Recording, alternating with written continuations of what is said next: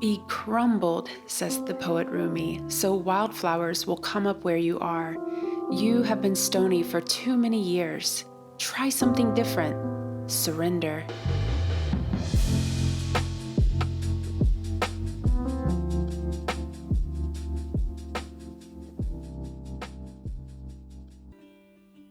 We had planned to travel much further south this summer, but just 1 week before our trip, our youngest child, Bastian, was out in the garden playing when he fell.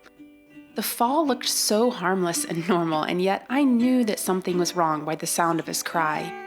I ran over to pick him up. His left arm just flopped down, and a bone was poking up as if trying to push itself through his skin. In the emergency room, we would discover that not only was Bastian's arm broken in 2 places, but he had a bend fracture, which would require an operation. How had such an innocent fall led to an operation, anesthesia, metal screws in his arms, 4 weeks in a full arm cast, cancel our trip, go home and wait for the surgeon to call? But thankfully, the operation went as well as it could have. For such a scary event, the hospital staff was so kind, even tender, and there are literally no words to express my gratitude for that. Bastian was such a champ through it all too. He adapted to the cast rather quickly, I think, but we were under strict orders to keep him as far away from water and sand as possible. And y'all, we did our best. But finally, the month of July had come, the month we wait for all year here in Sweden, the month of endless light and time, of warm days and freedom. We just couldn't sit at home. We just couldn't. So we hopped on a train. It was very spontaneous. Someone offered us their small summer house on the west coast of Sweden, and we said, yes, we'll be there. We hopped on an express train that had us in Göteborg in just 3 hours, and from Göteborg we traveled about 1 more hour north.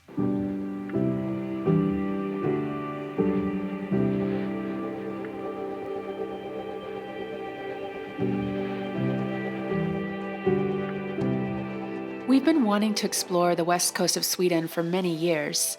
This trip would not be that grand exploration because not only do we have 2 small kids in tow, but we have no car here, not even bicycles. We are at the mercy of countryside buses on summer timetables, but mostly at the mercy of our own feet.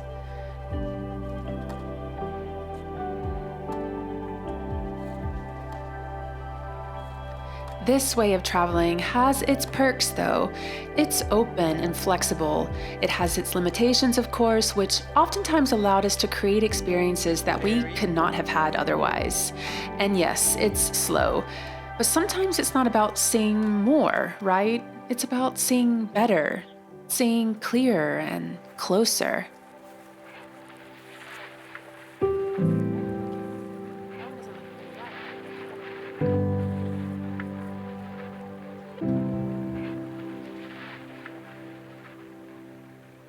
Here.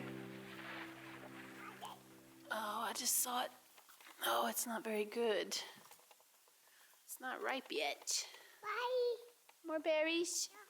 We actually didn't even have an address, just some vague directions. Find this forest, go down an unpaved road. Behind the house, there's a small path, which we followed and followed under a thick canopy of trees until we finally saw it up ahead, the little red house.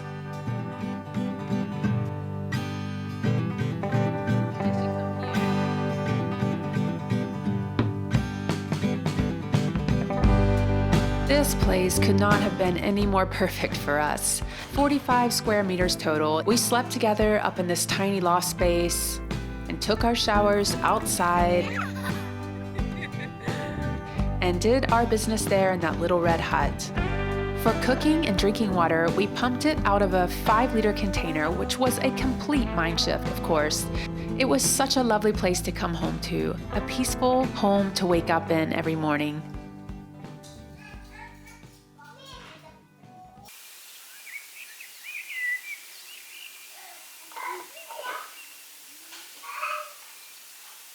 Honestly, one of my favorite things about waking up here is that we had to go outside immediately. Since there was no toilet in the house, it forced us to go out and greet the day first thing. Want someone to go help pick blueberries with you?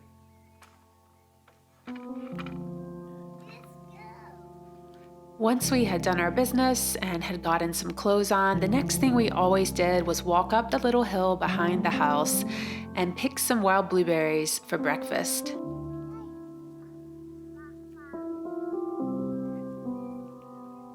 There's a good patch over there.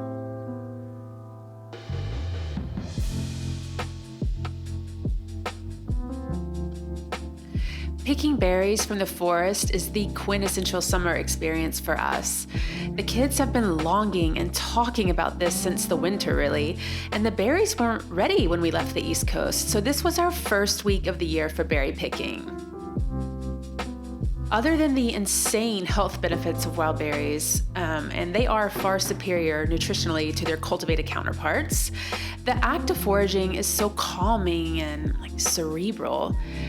I really believe it might be the antidote to much of the dis-ease we feel these days as we stray further from the natural world and from ourselves. For me, foraging is freedom and connection and wonder, and I'm really happy that my kids can experience this in their lifetime.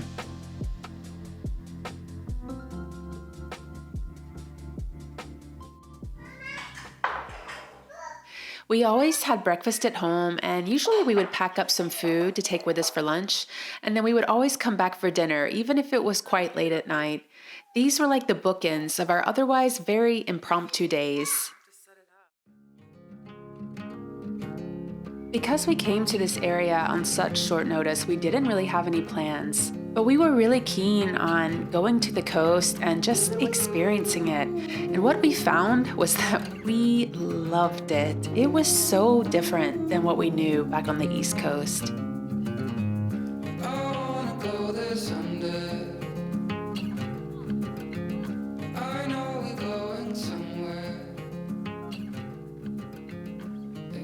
The entire coastlines were so rocky and rugged. It was breathtaking. Even my kids were saying, "Wow," almost every time we turned the corner. I knew about a lot of the famous stone formations and even fishing villages up north, closer to the border of Norway, but I guess I wasn't prepared for the beauty and the grandeur of the entire Bohuslian coast. The most surprising thing for me, however, was how rich the land and the waters were. At first sight, when you look out over a rocky landscape, you don't think of it as being verdant or fruitful, but it was bursting with life. We found all sorts of fruit trees, like wild cherry trees here, wild apple trees there, juniper bushes that were loaded with berries that were already plump and purple, not to mention all of the wild blueberries and raspberries, strawberries and currants. We saw tons of herbs like oregano and thyme. There were stinging nettles, of course, and yarrow, meadowsweet, wild rose bushes everywhere. I mean, the list goes on. And all of these things were right around us, like in a 500-meter vicinity. It wasn't like we had to hunt things down. But then we would go to the water, just to the shorelines, and there we began to notice shells. And we'd say, "Oh my God, these are oysters. Oh, there's mussels. Yep, these are literally the boa muslor that we eat once a month back home. This is where they come from." It was one of those rare times when I thought, we could live here. We can just set up a tent right here and live on this land for the rest of the summer. What a thought. But in reality, we would have to head back to Stockholm for a follow-up x-ray to make sure that Bastian's arm was healing properly. So our days on the West Coast were coming to an end. I think I might end this story in the same fashion that we ended each day in the Little Red House.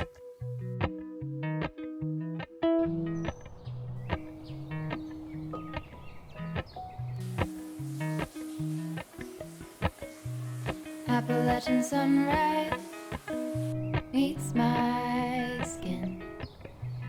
Even with my eyes still closed, I can feel it coming in. Golden